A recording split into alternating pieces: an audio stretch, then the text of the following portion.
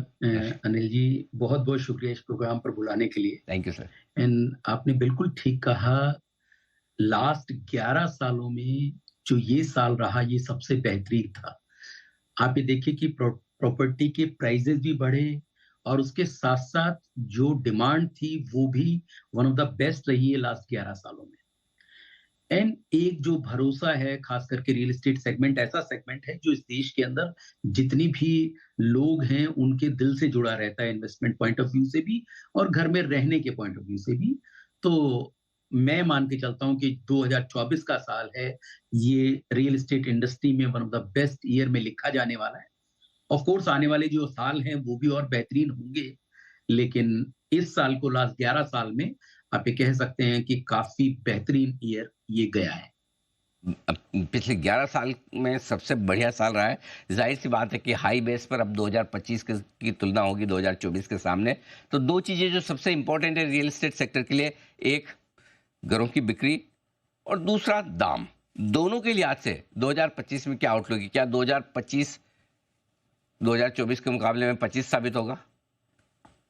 देखिए, बिल्कुल मैं बुलिश हूँ क्योंकि रियल एस्टेट मार्केट क्योंकि मैं एक लॉन्ग टर्म मार्केट है, ये कुछ ऐसा नहीं है कि आज ये मार्केट कम या अप एंड डाउन है, तो उससे कुछ बहुत ज़्यादा इम्पैक्ट होता है, क्योंकि अल्टीमेट जो एंड यूज़र है, उसको अपना घर खरीदना है।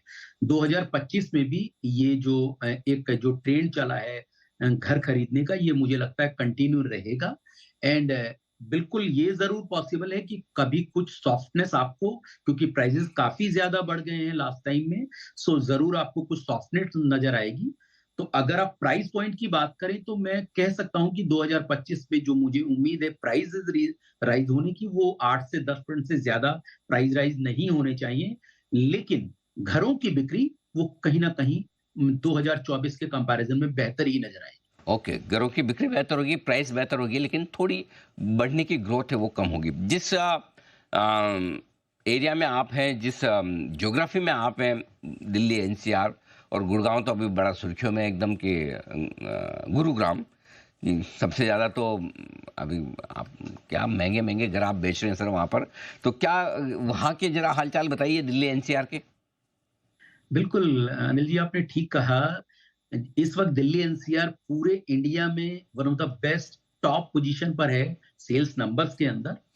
बिल्कुल आपने ठीक कहा कि लग्ज़री प्रॉपर्टीज़ के ऐसे-ऐसे रिकॉर्ड बन रहे हैं यहाँ पर, जो काफ़ी सुर्खियों में छाए रहते हैं।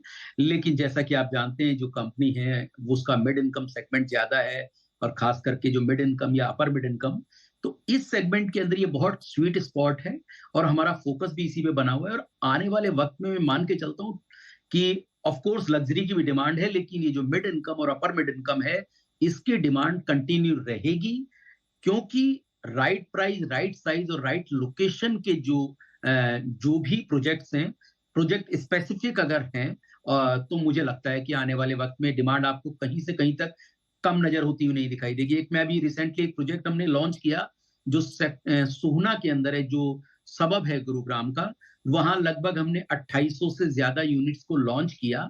आप ये देखिए उसके जितने भी फेजेज़ हम लॉन्च कर रहे हैं, वो इमीडिएट सोल्ड आउट हो रहे हैं और आप ये देखिए लगभग 50% से ज़्यादा इन्वेंटरी जो अभी तक हमने लॉन्च की है, जिसका नंबर लगभग 1500 यूनिट्स का है। टोटल प्रोजेक्ट है वो लगभग 2800 यूनिट का है। 1500 यूनिट ऑलरेडी हम उसमें सोल्ड आउट कर चुके हैं। तो ऐसे प्रोजेक्ट खास करके जिनके अंदर टिकट साइज़ 2 करोड़ से 4 करोड़ के बीच का है, आने वाले वक़्त में मुझे लगता है इनकी डिमांड और ज़्यादा बढ़ेगी। परफेक्ट, बहुत बढ़िया। अब आते हैं सर आपकी कंपनी के बारे में बात करते हैं। 2024 और 2025, 2025 सिग्नेचर ग्लोबल के लिए किस तरह से बेहतर रहेगा? देखिए अनिल जी इस साल का हमने जो गाइडेंस दिया है कि 16,000 करोड़ के हम लॉन्चेस करने वाले हैं। तो आप ये मान के चलिए कि इस क्वार्टर के अंदर क्योंकि फेस्टिवल क्वार्टर था,